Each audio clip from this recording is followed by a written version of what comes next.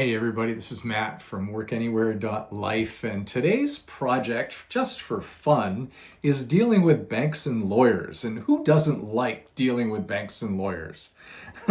So, a little bit into my trip here to moving out of the country, and I suppose by now you've probably learned that I'm moving to the Dominican Republic. So there's a little trepidation involved there in terms of setting up things properly, because in order to do this, let me run down through the list for you. I want, and I'm going to work backwards. I want to buy a home in the Dominican. To do that, I've been told by my realtor, so I needed to get a realtor in the Dominican. So my realtor up here happens to know a realtor down there. That's great. They're friends. I love working by referral. That is my favorite because those are usually people I can trust. So I meet this wonderful realtor down there. She's absolutely adorable, and she's going to show me some homes in a couple weeks when I go down. Now, in order to buy the house down there, I need several things in place. One is I need to set up a bank account in the Dominican. Okay, whatever. So we can do that. But with the bank account, I also have been told that the tax situation is better if I buy the home in an LLC. So now I need to set up an LLC, or what they call an SRL. Same thing, just in Spanish. So in order to do that, I need to have an attorney. So my realtor down in the Dominican hooks me up with an attorney in Punta Cana. Wonderful. His name is Juan. Actually, a team of attorneys there, Pedro and Juan. So I've been working with Juan all day today because he wants to get paid, of course. So a little bit of trepidation there. Sending money to a foreign country. Not only do you need to be sure that this is the right thing to do, but you have to make sure you do it properly such that the U.S. doesn't get suspicious and say, whoa, wait a minute, you're sending money outside the U.S.? What's going on here, folks? Right? I don't need to get labeled as a terrorist. I'm going to tell you a funny story about that, because in 1992, I was in my third world championship for the U.S. Taekwondo team. And the world championships that year, the 8th world championships in Taekwondo, happened to be held in North Korea. Now, if you're not terribly familiar, North Korea and the United States are not good friends.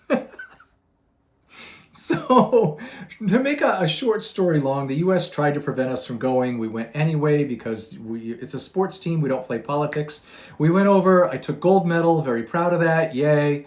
And that's not the point to this story. But the point is that after I came back, the FBI tapped my phone for a couple of years, really. It was that classic thing from the movies where I would get a phone call or I would call out, and then as soon as I said hello, I'd hear this click.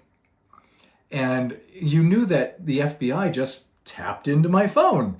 Wonderful, right? I don't have any secrets. I'm not hiding anything, but it was almost kind of comical the way it happened. I felt like I was in like a 1930s black and white noir spy film or something. In any case, I don't need this to happen again as I'm wiring money to the Dominican Republic to pay for my attorney, who I researched, actually exists, actually has a real law firm. And they have already filed my the name for my LLC, which I'm calling Freedom Tide Properties. Not the greatest name, whatever, doesn't really matter. It'll just be the first of many.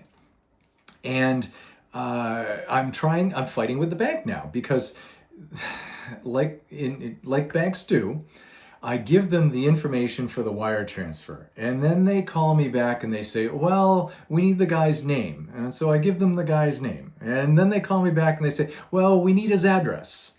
And okay, I give them the address, and then they call back and they say, well, we need his phone number and email. And it's like, for crying out loud, can we do this just in one shot, please?